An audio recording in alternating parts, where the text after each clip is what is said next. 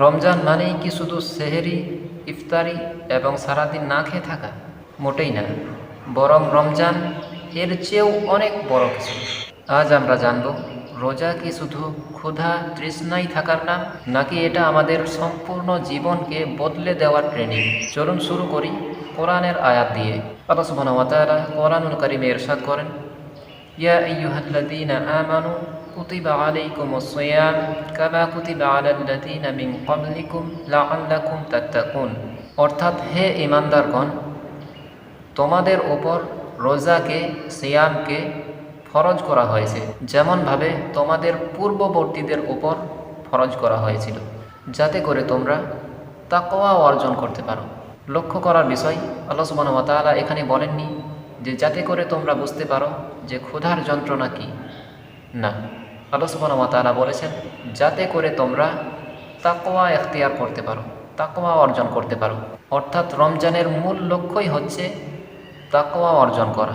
আল্লাহ রাসূল সাল্লাল্লাহু আলাইহি ওয়াসাল্লাম তিনি বলছেন, যে ব্যক্তি রোজা রেখে মিথ্যা কাজ, মিথ্যা কথা ত্যাগ করতে পারল না, তার না খেয়ে থাকাতে, তার ক্ষুধার যন্ত্রণা, তৃষ্ণার যন্ত্রণা সহ্য করাতে আল্লাহ সুবহানাহু ওয়া তাআলার কোনো প্রয়োজন নেই।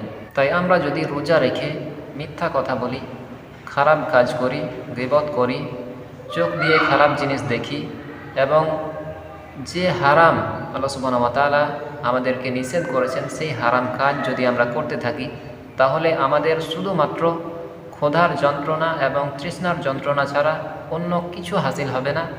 আর রোজার যে আসল উদ্দেশ্য, সেই উদ্দেশ্য তো আমাদের বিলকুলই পূর্ণ হবে না। রমজান এসেছে আমাদের অঙ্গ প্রত্যঙ্গ থেকে শুরু করে আমাদের হৃদয় পর্যন্ত এই সমস্ত কিছুকে সংযত করার জন্য।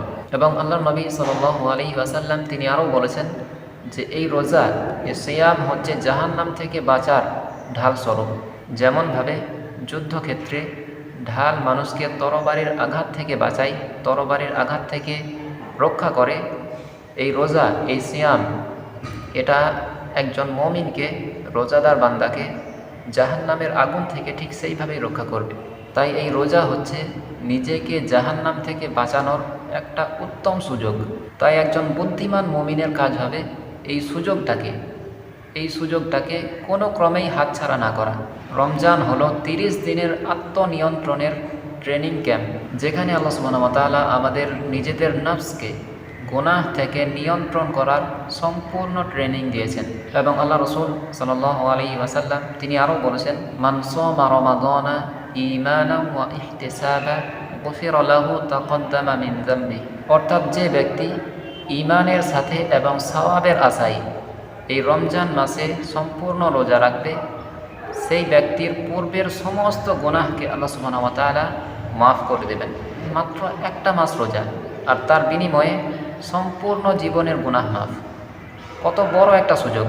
আর এই সুযোগ যদি আমরা কাজে না লাগাতে পারি, তাহলে এটা আমাদের ব্যর্থতা আর দুর্বলতা আর দুর্ভাগ্য ছাড়া অন্য কোনো কিছুই নয়। তবে শর্ত হচ্ছে, রোজা হতে হবে ঈমানের সাথে, সওয়াবের আশায় এবং খাঁটি নিয়তে, শুধুমাত্র আল্লাহর জন্য। এবং আল্লাহ রাসূল সাল্লাল্লাহু আলাইহি ওয়াসাল্লাম আরও বলেছেন, ধ্বংস হোক সেই ব্যক্তি, ধ্বংস তার জন্য যার জীবনে রমজান এলো এবং সে রমজান শেষ হওয়ার আগে তার নিজের গুনাহকে আল্লাহ সুবহানাহু ওয়া তাআলার কাছে তওবা করে ক্ষমা করিয়ে নিতে পারল না, সেই ব্যক্তি ধ্বংস হয়ে যাক। কত বড় একটা কথা! আল্লাহ নবী সাল্লাল্লাহু আলাইহি ওয়াসাল্লাম কত বড় একটা কথা বললেন যে লানত সেই ব্যক্তির প্রতি, লানত সেই মানুষের প্রতি যে নিজের গুনাহকে রমজান মাস পেয়েও ক্ষমা করিয়ে নিতে পারল না। রমজান এমন একটি মাস, যেই মাসে রহমত, বরকত এবং মাগফিরাত নেমে আসে। এরপরেও যদি আমরা নিজেদের গুনাহকে ক্ষমা করিয়ে নিতে না পারি, তাহলে এটা আমাদের দুর্ভাগ্য ছাড়া আর কি।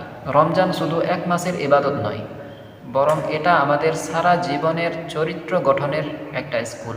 রোজা শুধু ক্ষুধা এবং তৃষ্ণার যন্ত্রণা সহ্য করা নয়, রোজা হচ্ছে তাকওয়া এখতিয়ার করা এবং গুনাহের অন্ধকার থেকে নিজেকে বের করে নিয়ে এসে ঈমানের আলোর দিকে ফিরে আসা। তাই আমরা চেষ্টা করব এই রমজানই যেন আমাদের জীবনের টার্নিং পয়েন্ট হয়। এবং আল্লাহ সুবহানাহু ওয়া তাআলার কাছে তওবা করে ক্ষমা চেয়ে আমরা পুনরায় আল্লাহ সুবহানাহু ওয়া তাআলার প্রিয় বান্দা, প্রিয় পাত্র, প্রিয় ভাজন হয়ে উঠতে পারি। এটাই হবে আমাদের সবচেয়ে বড় পাওয়া, সবচেয়ে বড় কল্যাণ। আল্লাহ সুবহানাহু ওয়া তাআলা আমাদের সকলকে রমজানের সম্পূর্ণ রোজা রাখার তৌফিক দান করুন এবং আমাদের জীবনকে সম্পূর্ণরূপে পরিবর্তন করার তৌফিক দান করুন। আমিন। ভিডিওটি ভালো লাগলে অবশ্যই একটি লাইক করে কমেন্টে নিজের মতামত জানাবেন এবং সওয়াবের উদ্দেশ্যে ভিডিওটিকে শেয়ার করবেন এবং এমনই শিক্ষামূলক ভিডিও পাওয়ার জন্য চ্যানেলটিকে অবশ্যই সাবস্ক্রাইব করে রাখবেন।